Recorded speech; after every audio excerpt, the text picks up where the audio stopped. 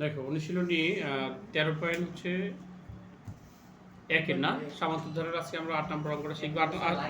8 নম্বর অঙ্কটা কি ছিল? কোনো সামান্তর ধারার m তম পদ n এবং n তম পদ m হলে ধারাটির m প্লাস n তম পদ কত? কথা কি বুঝছো কি না? মানে বলা হয়েছে m তম পদের মান n, কি বলছে?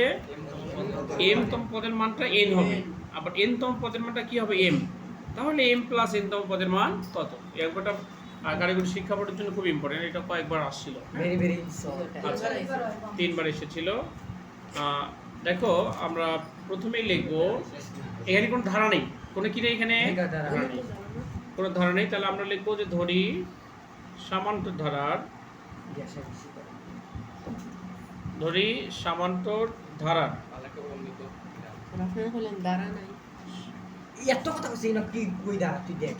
ধরি সামান্তর ধারার n তম পদ n তম। আচ্ছা আমরা শোনো, এখানে যদি ধারা নেই তাহলে কি ধরতে হবে? ধারা দেয়া আছে, ধারা যেমন এখানে আমাদের এগুলো ধারা দেয়া আছে না এখানে, কিন্তু এই অঙ্কে কোনো ধারা দেয়া নেই, ঠিক আছে? তাহলে ধরি সামান্তর ধারার প্রথম পদ সমান সমান আমরা কি ধরবো? a। তারপরে সামান্তর ধারার সাধারণ অন্তর, সাধারণ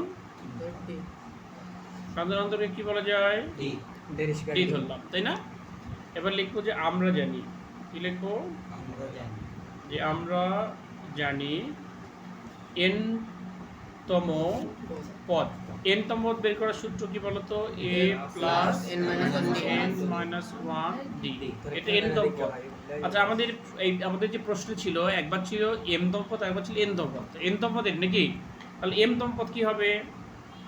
m তম পদ এখানে আমরা লিখতে পারি কি এখানে a হবে প্লাস m মাইনাস 1 d। তাহলে n তম পদ হলে এই জায়গায় n হবে না? m তম পদ হলে এখানে n হবে। যদি বলে x তম পদ, এই জায়গায় কি হবে? x হবে। আচ্ছা এখন প্রশ্ন মতে আমাদের কি বলেছিল? m তম পদকে কি বলেছিল ওরা? n বলেছিল। m তম পদের মান কত বলছে? এটা কিন্তু m তম পদ না, এর মান কত হবে? n হবে। প্রশ্ন মতে a plus m minus 1 d এর মানই হবে হচ্ছে n, সমীকরণ নাম্বার 1। এবং পরবর্তী আবার কি বলেছে? এবার n তম পদের মান কত হবে? m। এটা তো n তম পদ না, n তম পদের মান বইয়ে কি বলেছে? m বলেছে। তাহলে a plus n minus 1 d এর মান হবে কত? m। সমীকরণ নাম্বার হচ্ছে কত? 2। এইটুকু কি বুঝতে পেরেছো? কোনো সমস্যা নেই বুঝতে, ঠিক আছে? এবার আমরা কি করব? 1 যোগ 2 করে পাই, আমরা 1 এবং 2 যোগ করব। তাহলে যোগ করার ক্ষেত্রে দেখো, 1 নাম্বারটা আমরা প্রথমে লিখলাম m মাইনাস 1 d সমান সমান n, আর 2 নম্বর হচ্ছে a plus n minus 1 d এর মান কত হবে? m। আমরা যদি যোগ করি, যোগ করার ক্ষেত্রে আমরা বিয়োগ করব। কি করব? এখানে বিয়োগ করব, 1 নং থেকে 2 নং বিয়োগ করব। বিয়োগ করলে চিহ্ন কি হবে? পরিবর্তন হবে। এখানে কিছু প্লাস ছিল, হবে মাইনাস, প্লাস ছিল হবে কি? মাইনাস। এখানে কিছু প্লাস আছে, তাহলে হবে কি? মাইনাস। আর ব্র্যাকেটের ভিতরে চিহ্ন পরিবর্তন হবে না। যেমন এই পুরো সংখ্যার চিহ্ন কত? প্লাস, এটা পরিবর্তন হবে। এই সংখ্যার চিহ্ন কত? প্লাস। অর্থাৎ এক একটা আলাদা আলাদা পদ, এটা একটা পদ, এই পুরোটা একটা পদ, এই পুরোটা একটা পদ, ঠিক আছে কিনা? এই প্রত্যেকটা পদের চিহ্নের পরিবর্তন হবে। তাহলে a প্লাস আর a মাইনাস কাটা যায়, তাই না? তাহলে এখানে কি থাকে? এটা তো ম্যাচিং না, এটা কাটা যাবে না। তাহলে m মাইনাস 1 d থাকে, এখানে মাইনাস চিহ্ন থাকে, n মাইনাস 1 d সমান সমান এখানে থাকে n মাইনাস, এখানে থেকে m। আমরা সব বুঝতে পেরেছো নাকি? আচ্ছা এখান থেকে আমরা d কমন নেব। কি কমন নেব? এখান থেকে যখন আমরা d কমন নেব, d গেলে কি থাকে? m মাইনাস 1, তাই না? এখান থেকে d কমন গেলে কি থাকে? n minus 1। তাহলে মাইনাস আর প্লাসে কি হয়?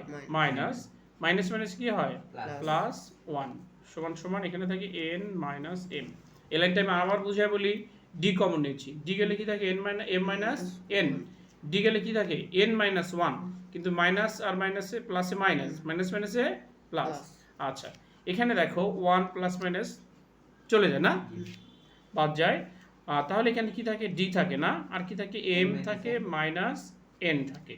তো এখানে m আগে n পড়ে না, তাহলে এখানে এভাবে সাজালে আমরা মাইনাস কমন নিই, তাহলে এই মাইনাস আর মাইনাস কি হবে? প্লাস। তাহলে mটা কি হয়ে যাবে? প্লাস। আর এই মাইনাস আর প্লাসে কি হবে মাইনাস, এনটা কি হয়ে যাবে মাইনাস।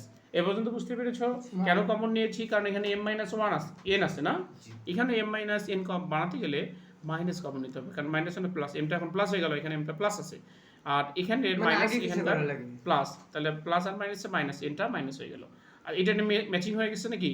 তাহলে উভয় পক্ষ থেকে এটা বাদ দিলে এখানে থাকে ডি, আর এখানে কিছু না মানে কি আছে 1 থাকে, মাইনাস থেকে গেল, ডি এর মান কত পেলাম -1। এখন আমরা আমাদের মূল লক্ষ্য কি?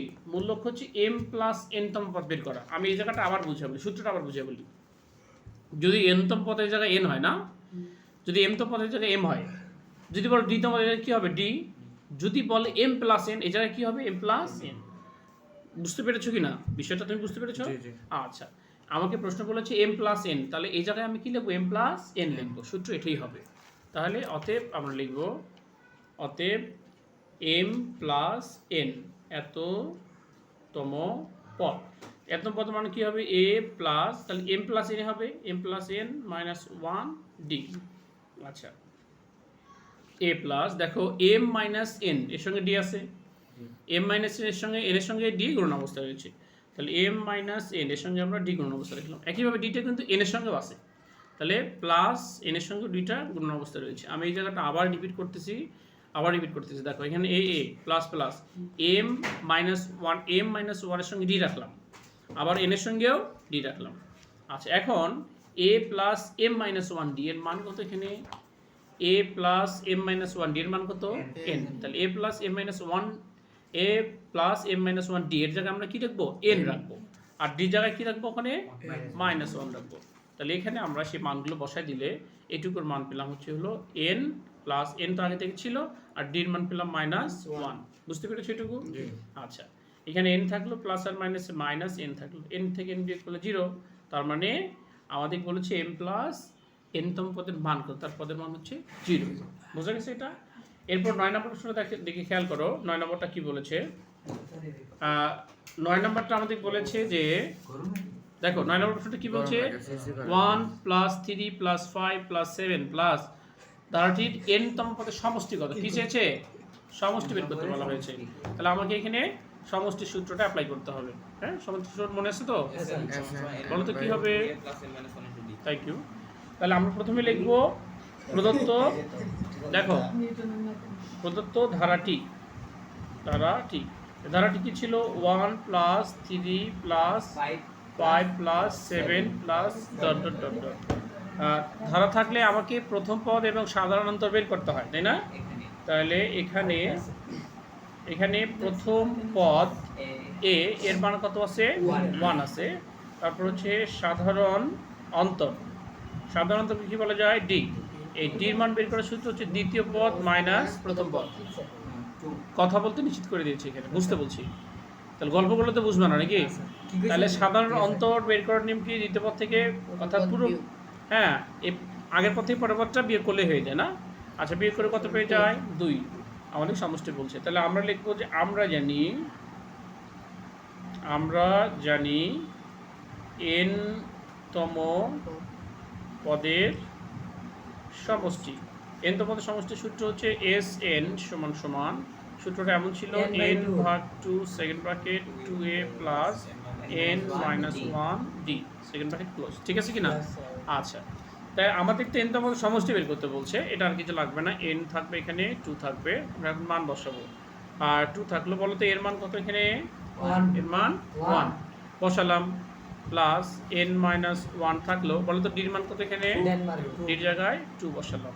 আর বুঝতে প্রবলেম আছে? নেই। আচ্ছা, তাহলে এখানে দেখো 2 কে 2 হবে না? আচ্ছা, 2 আর তাহলে 2n হবে, 2 দ্বারা n কে গুণলে 2n, 2 কে 2। আচ্ছা, এবার খেয়াল করো, 2 ভিতরে 2 শুধু, তাহলে ও সরি, এখানে গুণন চিহ্ন হবে, কি হবে? গুণন চিহ্ন হবে, কারণ 2 তো প্লাস মাইনাস কাটা যায় নাকি? কি থাকে? 2n থাকে না? আবার এখানে 2 কাটা যায়, তাহলে n আর n কি হবে? n square. এটাই হচ্ছে হলো আনসার। আমার মনে হয় কারো বুঝতে প্রবলেম নেই, আমি পুরো ব্যাখ্যা আবার বুঝাই নাকি? এটা ধারাটি লিখলাম, তাহলে প্রথম পদ এর মান হচ্ছে 1, সাধারণত d এর মান হচ্ছে দ্বিতীয় পদ থেকে, হ্যাঁ, প্রথম পদ বিয়োগ করলে কত হয় 2। আমাদের বলছে n তম পদের সমষ্টি কত? আমরা জানি n তম পদের সমষ্টি হচ্ছে Sn সমান সমান n ভাগ 2 second bracket 2a plus n minus 1 D লিখলাম, n ভাগ 2 লিখলো, 2 থাকলো, এর জায়গায় কত হবে 1 প্লাস n মাইনাস 1 ডির জায়গায় কত হবে 2, এখানে যা আছে তাই 2 কে 2, তারপর প্লাস 2 আর n গুণ করলে 2 হবে, 2 আর 1 গুণ করলে 2 হবে, এখানে n ভাগ 2 ছিল গুণন, আর 2 থেকে 2 বিয়োগ করলে কত হয় 2n থাকে। স্যার ওয়ান ফরের টাকা ক্লিয়ার কিনা? এখন এই 2 2 উপরে নিচে কাটা যায়, হ্যাঁ, 2 হ্যাঁ। এখানে কাটা যায়, কিন্তু এটা উপরে আছে, এটা নিচে আছে, তাহলে 2 দিয়ে কাটা গেল, n গুণ করলে n স্কয়ার। আমার মনে হয় সবাই বুঝতে পেরেছো।